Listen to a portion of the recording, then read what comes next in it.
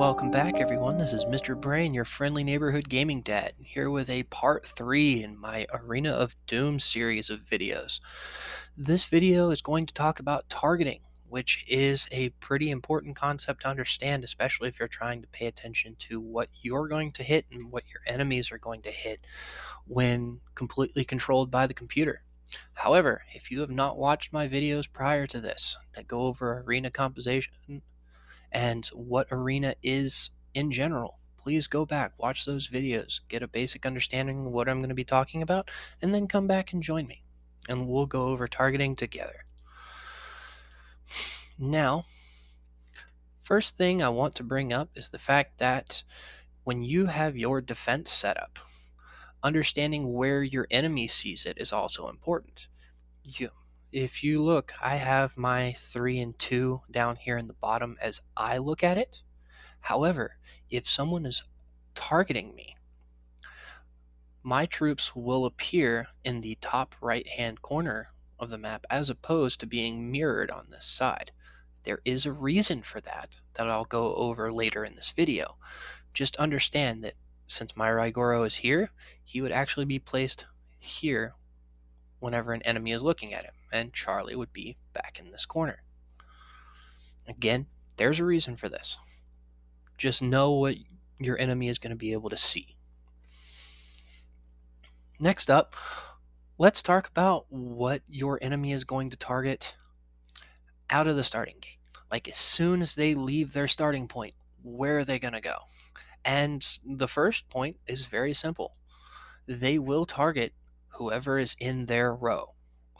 Tom versus Tom, Duet versus Jaden, Bella versus Raigoro. Straight line all the way across. They won't worry about anything else, even the back row, until that first enemy is killed, and then it'll change. I'll go over that a little bit later in the video because I want to finish up all the different algorithms as far as how they target out of the starting gate first. Just know they will finish targeting their row first. Now let's say your enemy doesn't have someone to target on their row, and they have an option between going up or down depending on if there's enemies to target in those rows. Now, some of you might have been thinking that it will simply target the closest troop. That is actually incorrect. They do not target just the enemy that is closest. And I have a good example here in this video. If you'll look at Bella right here, Jaden is by far closer to target than Raigoro was. But both Bella and Tom went immediately after Raigoro. Why is that? It's actually a simple how it's programmed into the fight.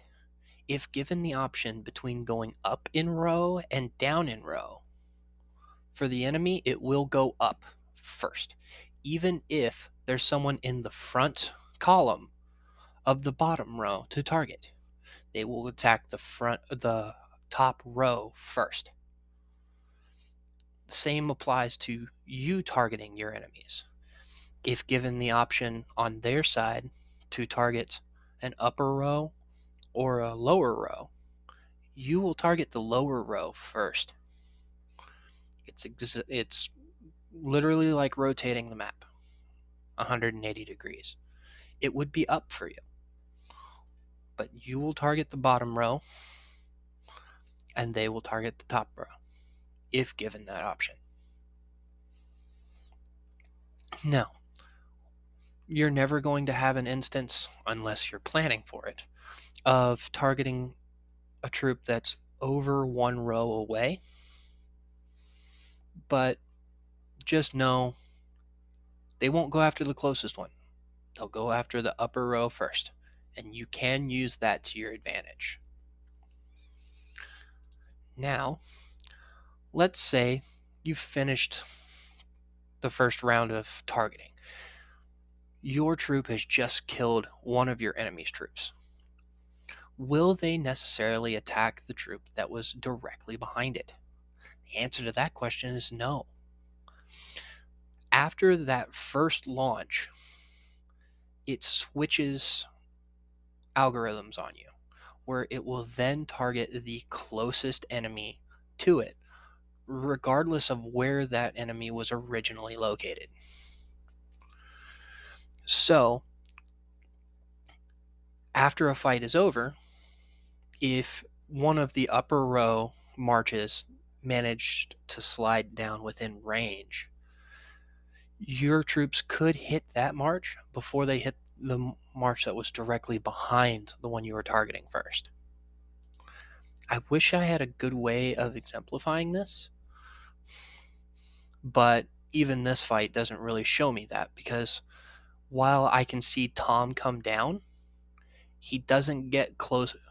Tom comes down to just behind Jaden, but technically he's not closer than Cynthia is. So you can watch Martin fall to a 4v1, and then all four of these marches immediately target Cynthia. And after they eliminate Cynthia, the next closest target would be Tom. Now watch as I make quick work of the Cynthia, because she's not as defensive as some would like her to be. And as soon as she falls, I'll up it to 2 times here for a second, all four marches will go immediately after Tom. And they'll circle around Tom and start to take him out. That is how targeting works after that first launch for the rest of the fight. They just hit the closest target. Pretty simple way of looking at it, but it can be used to your advantage. If you know how marches like to wrap around an enemy during combat, you can adjust it so that your tankier marches are placed closer to your enemies in a fight, or you can make it so that when you're baiting enemies, their weaker marches are placed closer to yours to be taken out sooner. I fully intended to have this Lee placed up here in this corner so that he would get as much of this AoE hitting all 3 targets as possible. Same with Charlie. And in case I did happen to lose down here or Rygoro fell, I had placed Jaden Alex, kind of a fodder troop for me, in between them so that I could keep my stronger troops alive. Now, I know you heard me mention how troops like to wrap around their enemy. There is a set way that happens. And we'll actually go back into that same video to show it, because at the beginning of that video, I had 4 marches go around a single enemy. So, back into this video, slow it down to 1 times, and you'll watch Tom hit Martin. They will shift so that they're at east and west directional points. Lee will shift himself to the closest cardinal point to him, which in this case is south. If it was equidistant, and since he hit before Martin did, he could shift to either southwest or south. But if it is the same distance between the two, he will pick the counterclockwise position first. So when Tom had to shift down due to where it was going, Charlie shifted counterclockwise, Lee shifted counterclockwise. Jaden had to do the same thing, but because he was targeting Cynthia first, he was less inclined to move. This puts Charlie and Lee on the outside, guaranteeing that I'm going to hit Tom last with them, and they will continue to shift around counterclockwise until they hit their cardinal points of south, southeast, east, and northeast, making sure I'm getting the most out of my AoE damage. It's tricky to plan out, especially in fights where you're not sure who's going to come out on top defensively. But if you can work it to your advantage, it makes it very easy to win fights where you know your enemy is going to be bunched up like this.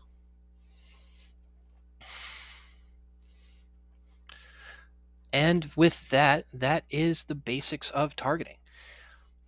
I don't really have anything else I can tell you about targeting, and I don't want to get into some of the more intricate strategies that I use until a later video, which I will probably work on tonight. If you have any questions about how targeting works, or any questions about what I said, or even any other content you want me to go over, I love working through different mechanics. I love answering questions about Arena of Doom specifically. And in my next video, I'm going to be using some of the strategies that I really like to use to get my ranking back. I allowed myself to fall down to 41 so that I could be amongst people who were about my power, and show you how I could in turn gain my spot back by beating people who are marked as stronger than me.